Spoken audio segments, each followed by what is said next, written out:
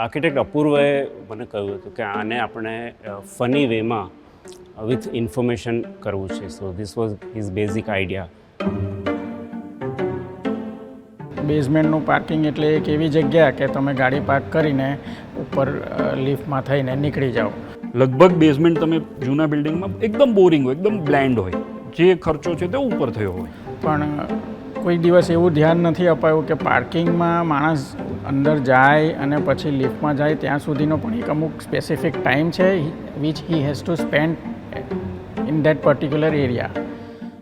કે એ જેટલું ટાઈમ આપે છે પાર્કિંગ એરિયામાં તે પણ એ ક્વોલિટી ટાઈમ હોવો જોઈએ અને એને એક એક્સપિરિયન્સ મળવો જોઈએ. એટલે મેક્સિમમ પાર્કિંગ બેઝમેન્ટમાં છે, તો લોકોને પણ ત્યાં સારી ફીલ કેવી રીતે આપી શકો? એટલે એને પણ અમે થોડુંક કલરથી વોકેબ્યુલરી આપી અને થોટ્સ આપ્યા અને we try to make it interesting but in a funny way, caricaturist way.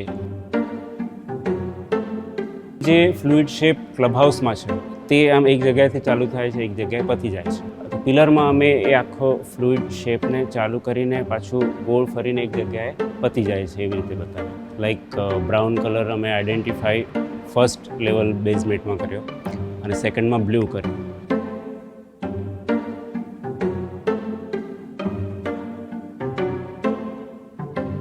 હવે આ નીચેના બેઝમેન્ટ નીચેના લેવલથી ઉપરના લેવલ પર આવે છે. So we can find brown and blue both colour together.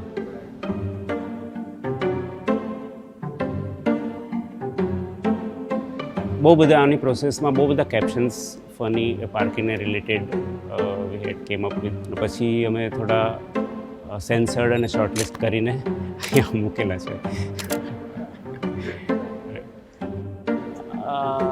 I think એક નીચે છે કે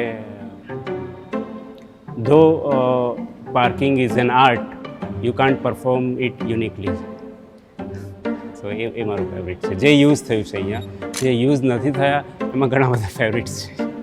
લાઈક એકમાં અમે લીધેલું હતું કે ડિકીમાં અમે એક હસબન્ડ બતાવેલો અને હિઝ વાઇફ વોર ડ્રાઇવિંગ અને એમાં અમે લખેલું કે take care of your belongings, you may need it at your home.